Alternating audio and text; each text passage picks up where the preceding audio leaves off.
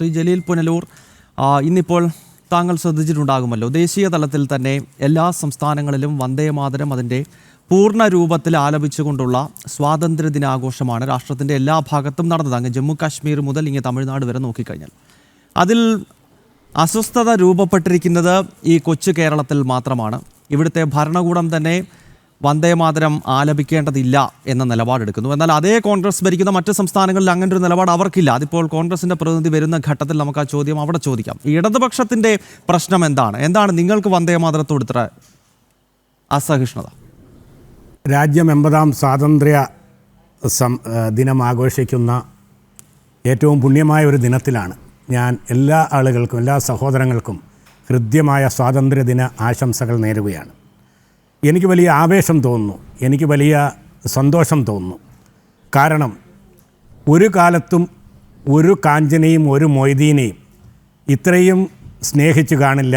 കാരണം ചില ശക്തികൾ, അത് ഏത് ശക്തികളാണെന്ന് ഇപ്പോൾ ഞാൻ വിശദീകരിക്കുന്നില്ല, അവർ ചരിത്രത്തിൽ ആദ്യമായിട്ട് ത്രിവർണ്ണ പതാകയെയും ഇന്ത്യൻ സ്വാതന്ത്ര്യ ദിനത്തെയും ഒരു കാലഘട്ടത്തിൽ, ഈ കഴിഞ്ഞ കാലഘട്ടങ്ങളിൽ പോലും അവർ വിസ്മരിക്കുകയോ അതല്ലെങ്കിൽ വിമർശിക്കുകയോ ചെയ്തിട്ടുള്ള രാജ്യത്തിൻ്റെ ഏറ്റവും പ്രധാനപ്പെട്ട രാഷ്ട്രപിതാവായ മഹാത്മജിയെയൊക്കെ ഇന്ന് ഹൃദയത്തോട് ചേർത്ത് പിടിച്ചുകൊണ്ട് കാവിമയവും മറ്റുമൊക്കെ പൂർണ്ണമായി ഉപേക്ഷിച്ചുകൊണ്ട് ത്രിവർണ്ണ പതാക, ഹരിയാനയിലൊക്കെ കിലോമീറ്ററുകൾ 5 കിലോമീറ്റർ നീളുന്ന ദേശീയ പതാക ഉയർത്തിപ്പിടിച്ചുകൊണ്ട് ഇന്ത്യയെ ഹൃദയത്തോട് ചേർക്കാൻ സംഘപരിവാർ ശക്തികൾ കാട്ടിയ ഈ ഒരു വിശാലതയെ ഞാൻ നിങ്ങളോട് അങ്ങേയറ്റം അഭിനന്ദിക്കുന്നു, ആശംസകൾ നേരുന്നു. ഇങ്ങനെ തന്നെ വേണം.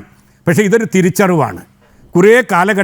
കുറേ കാലഘട്ടം നമ്മൾ വിഭാഗീയ ചിന്തകൾ, ഭിന്നമായ ചിന്തകൾ, അന്യമത വിദ്വേഷങ്ങൾ, രാജ്യത്ത് ജനിച്ചു വളർന്ന വിവിധ വിഭാഗങ്ങൾക്കെതിരെയുള്ള വിദ്വേഷങ്ങൾ, ഇതിൽ നിന്നൊക്കെ മാറി ഒരു പുരോഗതിയിലേക്കൊക്കെ സംഘപരിവാർ ശക്തികൾ മാറുന്നതിൽ എനിക്ക് വലിയ സന്തോഷമുണ്ട്.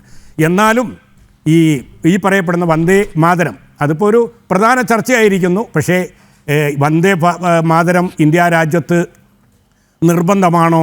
അതല്ല എങ്കിൽ അത് ഉപേക്ഷിച്ചാൽ, അത് പാടുന്നതിന് ആരെങ്കിലും വിസമ്മതം പ്രകടിപ്പിച്ചാൽ അതിനുണ്ടാകുന്ന ഭവിഷ്യത്ത്, അതിനെ സംബന്ധിച്ചൊക്കെ കൂടുതൽ ചർച്ചകൾ വരേണ്ടതാണ്. പക്ഷേ നമ്മളെയൊക്കെ ഒരു അരനൂറ്റാണ്ട് കാലത്തെ നമ്മുടെ പൊതുജീവിതത്തിൻ്റെ, നമ്മുടെ രാജ്യത്തോടുള്ള നമ്മുടെ ഇടപെടലുകൾ കൊണ്ടും നമുക്ക് മനസ്സിലായിട്ടുള്ളത് രാജ്യത്തിൻ്റെ ഏറ്റവും പ്രിയപ്പെട്ടതും ആദരിക്കപ്പെടുന്നതും രാഷ്ട്രത്തിൻ്റെ ദേശീയ ഗാനമാണ്.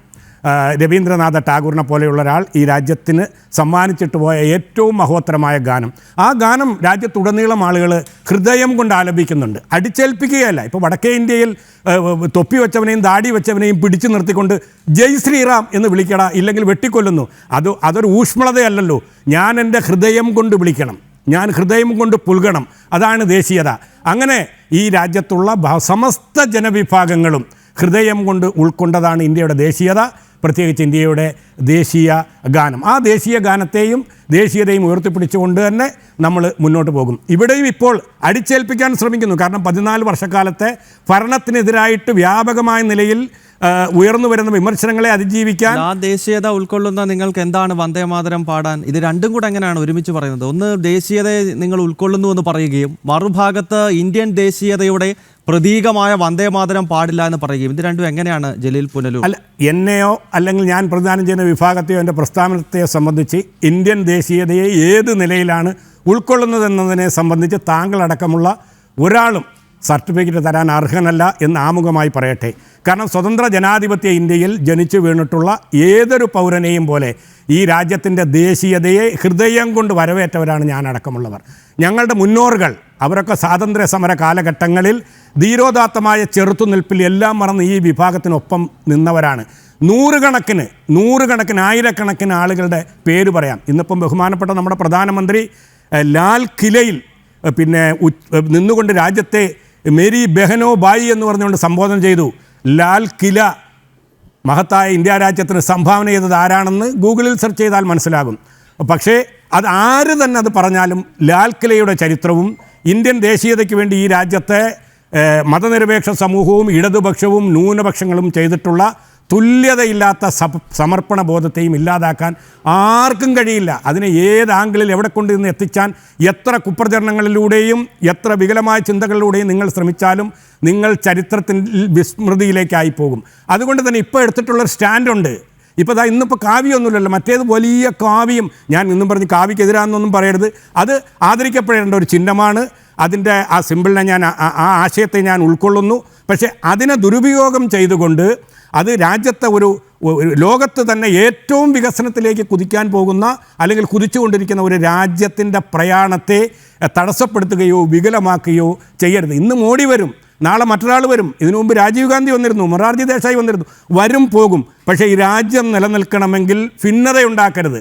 ഭിന്നതയുണ്ടാകാതിരിക്കണമെങ്കിൽ പരസ്പര വിശ്വാസം ആർജിക്കണം. താങ്കൾ പറഞ്ഞു വന്ദേ മാതരം. യഹോവ സാക്ഷികളെന്ന് പറയുന്ന ഒരു സമൂഹം ക്രിസ്ത്യൻ സമൂഹത്തിലുണ്ട്. 987 അവർ പറഞ്ഞു ഞങ്ങൾ ജനഗണനമന ആലപിക്കില്ല എന്ന്. വലിയ വിവാദമായി. TM ജേക്കബ് ആയിരുന്നു അന്ന് വിദ്യാഭ്യാസ വകുപ്പ് മന്ത്രി. ആ സ്കൂൾ അടച്ചുപൂട്ടാൻ തീരുമാനമെടുത്തു. കേസ് സുപ്രീം കോടതിയിലെത്തി. വിശ്വാസമാണ് വലുത്. ചെറിയ ഒരു ന്യൂനപക്ഷ സമൂഹമാണ് ആ വിഭാഗം എന്ന് പറയുന്നത്, ആ സാക്ഷികൾ എന്ന് പറയുന്നത്, യഹോവ സാക്ഷികൾ. അവരുടെ വിശ്വാസത്തിന് അനുകൂലമായി നിലപാട് സ്വീകരിച്ച ഇന്ത്യൻ സുപ്രീം കോടതിയുള്ളൊരു രാജ്യത്താണ് നമ്മൾ ജീവിക്കുന്നത്. വന്ദേ മാതരത്തോടൊന്നും നമുക്ക് ആശയപരമായോ വ്യക്തിപരമായോ എതിരില്ല. പക്ഷേ ഒരു മതവിശ്വാസത്തെയും ഒരു ആചാരത്തെയും മറ്റൊന്നിലേക്ക് അടിച്ചേൽപ്പിക്കരുത് എന്ന് മാത്രമേ ഇവിടെ പറയുന്നുള്ളൂ. ജനഗണനമനയുണ്ടല്ലോ, ഇവിടെ ദേശീയ ഗാനമുണ്ടല്ലോ. പിന്നെ BJPയുടെ വന്ദേ ഭാരതത്തോടുള്ള ആദരവും ഒക്കെ അത് ശ്രീരാമനോട് അവർ എന്ത് പ്രതിബദ്ധതയാണോ പുറത്തു കാട്ടിയത് അത് മാത്രമേ ഉള്ളൂ. നിങ്ങൾ വേറെങ്ങും പോണ്ട. കാസർഗോട്ടെ BJPയുടെ ഏറ്റവും ആദരിക്കപ്പെടുന്ന ഒരു വനിതാ ജില്ലാ പ്രസിഡൻ്റുണ്ട്. അവരിന്ന് വന്ദേ മാതരം പാടിയത് TV-യിലൊക്കെ നമ്മൾ കണ്ടതാ. എത്ര പരിഹാസ്യമാണ്. അല്ല, നിങ്ങൾ എത്ര ആദരിക്കപ്പെടേണ്ട ഒരു ഗാനത്തെ നിങ്ങൾ ഇങ്ങനെ കൊണ്ടുവന്നല്ലോ. ഈ രാജ്യം നെഞ്ചോട് ചേർത്ത് മ്യൂസിക് ഇട്ടിട്ടാണ് ബ്രിട്ടീഷ് സാമ്രാജ്യത്തിനെതിരെയുള്ള പോരാട്ടത്തിൽ ഉൾപ്പെടെ നിർണായകമായ വന്ദേ മാതരം പാടാത്ത നിങ്ങൾ പാടിയ ആൾക്കാരെ പുച്ഛിക്കാതെ അവരത് പാടാൻ മനസ്സ് കാണിക്കുന്നുള്ളൂ. നിങ്ങൾ അതുപോലും കാണിക്കുന്നില്ല. നിങ്ങൾ നിഷേധിക്കുകയാണ്. ഈ രാജ്യത്തിന്റെ സ്വാതന്ത്ര്യ സമരത്തിൽ ഇത്രയും നിർണായക പങ്ക് വഹിച്ചൊരു ഗീതത്തെ നിഷേധിക്കുന്ന ആൾക്കാരാണ് നിങ്ങൾ. നിങ്ങൾ പാടിയ ആൾക്കാർ ഒരു വരി വല്ലോ എവിടെയെങ്കിലും മറന്നപ്പോൾ പേപ്പറിൽ നോക്കിയതിനെ പുച്ഛിക്കാതെ നിങ്ങൾ ആദ്യം പാടാൻ പഠിക്കൂ. അല്ല, ഒരു വരി എന്നുള്ളതല്ല, അറ്റ്ലീസ്റ്റ് ഇത് പാടണമെന്ന് നിർബന്ധിക്കുന്ന സംഘികളെ, ഇനി അതല്ല പോട്ട് BJPയെ, ഇനി അത് പോട്ട് അറ്റ്ലീസ്റ്റ് 14 ജില്ലകളിലുള്ള ജില്ലാ പ്രസിഡന്റുമാരെയെങ്കിലും ഈ വന്ദേ മാതരം തെറ്റുകൂടാതെ ഒന്ന് പാടാൻ പഠിപ്പിച്ചതിന് ശേഷം വേണ്ടേ രാജ്യത്തെ 20 കോടി വരുന്ന മറ്റൊരു സമൂഹത്തെയോ അല്ലെങ്കിൽ മറ്റ് മതേതര സമൂഹത്തെയോ ഒക്കെ ഇത് പഠിപ്പിക്കാൻ പോകുന്നത്. അതുകൊണ്ട് തന്നെ അതിൽ നിന്ന് ഒന്ന് വ്യക്തമാണ്, ഇത് നിങ്ങളുടെ ഒരു രാഷ്ട്രീയ കച്ചവടമാണ്, ഇതൊരു ആയുധമാണ്. ഇത് കേരളം തിരിച്ചറിയും. ഓക്കെ, ശ്രീ ആരിഫ് ഹുസൈൻ, അങ്ങേക്ക് മറുപടി നൽകാം. ഞാനിവിടെ ഇദ്ദേഹം പറയുന്ന ചില കാര്യങ്ങൾ ഭയങ്കരമായ ആത്മപ്രശംസയൊക്കെ നടത്തിയിട്ടാണ് ആൾ ഇവിടെ തുടക്കം വെക്കുന്നത് തന്നെ. അതായത് സ്വാതന്ത്ര്യം ലഭിച്ചതിനെ തള്ളിക്കളഞ്ഞു എന്നൊക്കെ പറഞ്ഞുകൊണ്ടാണ് ഇവിടെ തുടങ്ങിയത്. സത്യത്തിൽ ഇവിടുത്തെ ഇടതുപക്ഷം, അന്നത്തെ കമ്മ്യൂണിസ്റ്റ് പാർട്ടി സ്വാതന്ത്ര്യം ലഭിക്കുന്ന സമയത്ത് അത് ഫേക്ക് സ്വാതന്ത്ര്യമാണ്, ഫേക്ക് ഇൻഡിപെൻഡൻസ് ആണ് എന്ന് വിളിച്ച ആളുടെ പ്രതിനിധിയാണ് ഇവിടെ ഇരുന്നിട്ട് ഈ ഗീർവാണം ഇവിടെ ഇപ്പോൾ നമുക്ക് വേണ്ടിയിട്ട് ഇവിടെ കാഴ്ചവെച്ചത്. അപ്പോൾ അതുകൊണ്ട് നിങ്ങൾ ഈ പറയുന്ന സാധനം വല്ല പാർട്ടി ക്ലാസ്സിലൊക്കെ ചെലവഴിച്ചാൽ മതി എന്നാണ് എനിക്ക് ജലീലിനോട് പറയാനുള്ളത്. ഒന്നാമത്തെ കാര്യം അത്. പിന്നെ ഇദ്ദേഹം പറഞ്ഞു ഈ പറയുന്ന സാധനം ഇത് അടിച്ചേൽപ്പിക്കുന്നു. ഞാനതാ തുടക്കത്തിലേ പറഞ്ഞത്, വന്ദേ മാതരം നിർബന്ധമായിട്ട് ചൊല്ലണമെന്ന് ആരും ഇവിടെ പറഞ്ഞിട്ടില്ല. അത് ഞാൻ തെളിയിക്കാൻ വെല്ലുവിളിക്കുകയാണ്. ഇവിടെ എന്താ പറഞ്ഞിട്ടുള്ളത്? ചൊല്ലുകയാണെങ്കിൽ അത് മുഴുവൻ ചൊല്ലണം എന്നല്ലേ ഇവിടെ പറഞ്ഞിരിക്കുന്നത്. അപ്പോൾ ആ ഒരു വസ്തുത മറച്ചു വെച്ചുകൊണ്ട് ഇവിടെ എന്നും ഇതുപോലുള്ള വിഷയങ്ങളിൽ ഈ കുത്തിത്തിരിപ്പ് ഉണ്ടാക്കുന്ന ഒരു വിഭാഗമായിട്ട് ഇവിടുത്തെ കമ്മ്യൂണിസ്റ്റുകാർ മാറുന്നു. അതിൻ്റെ കുട പിടിക്കുന്ന ആളുകളായിട്ട് ആ LDFിലുള്ള ബാക്കി ആളുകൾ മാറുമ്പോൾ, നാഷണൽ ലീഗ് ഉൾപ്പെടെ അത് മാറുമ്പോൾ, അതിൻ്റെ വക്താക്കളായിട്ട് ജലീൽ മാറുമ്പോൾ, ജലീലിനോടൊക്കെ എനിക്ക് പറയാനുള്ളത് ഇനിയെങ്കിലും ഒന്ന് നന്നായിക്കൂടെ എന്നാണ് എനിക്ക് ചോദിക്കാനുള്ളത്. അപ്പോൾ അതാണ് രണ്ടാമത്തെ ഒരു വിഷയം. പിന്നെ ഒരു കാര്യം കൂടി ഞാൻ പറയുകയാണ്. ഇവിടെ മുഴുവൻ ആലപിക്കുക എന്ന് പറയുമ്പോൾ അത് പറയുന്നതിന് അതിന് എനിക്ക് ചോദിക്കാനുള്ള ഇത്രയേ ഉള്ളൂ. ഇപ്പോൾ ഇദ്ദേഹം വലിയൊരു ഇസ്ലാം മത വിശ്വാസിയാണ്. ഫാത്തിഹയുടെ ഒക്കെ അവസാനമുള്ള വളരെ വൃത്തികെട്ട സാധനങ്ങളുണ്ട്. അപ്പോൾ അതങ്ങ് വെട്ടിക്കളഞ്ഞിട്ട് അത് പാടില്ല, ബാക്കിയുള്ളത് മാത്രം ഓതിയാൽ മതി എന്ന് പറഞ്ഞാൽ ഇദ്ദേഹം എന്തായിരിക്കും പറയുക? അങ്ങനെ പാടില്ല എന്ന് പറയും. ഇതാണ് അവിടെ സംഭവിക്കുക. അങ്ങനെയല്ല, ഇത് പാടുകയാണെങ്കിൽ മുഴുവൻ പാടും എന്ന് പറയാം, അല്ലെങ്കിൽ അല്ല എന്ന് പറയട്ടെ. അപ്പോൾ നമുക്ക് അതിനെക്കുറിച്ച് ആലോചിക്കാം. പിന്നെ പറഞ്ഞത് എന്താണ്, ഇത് പാടാൻ നിർബന്ധിക്കുന്ന ആളുകൾ മുഴുവൻ ഇതൊന്ന് പാടി കേൾപ്പിക്കാൻ. ഇദ്ദേഹം ജനഗണമനയുടെ ആളാണെന്നാണല്ലോ പറഞ്ഞത്.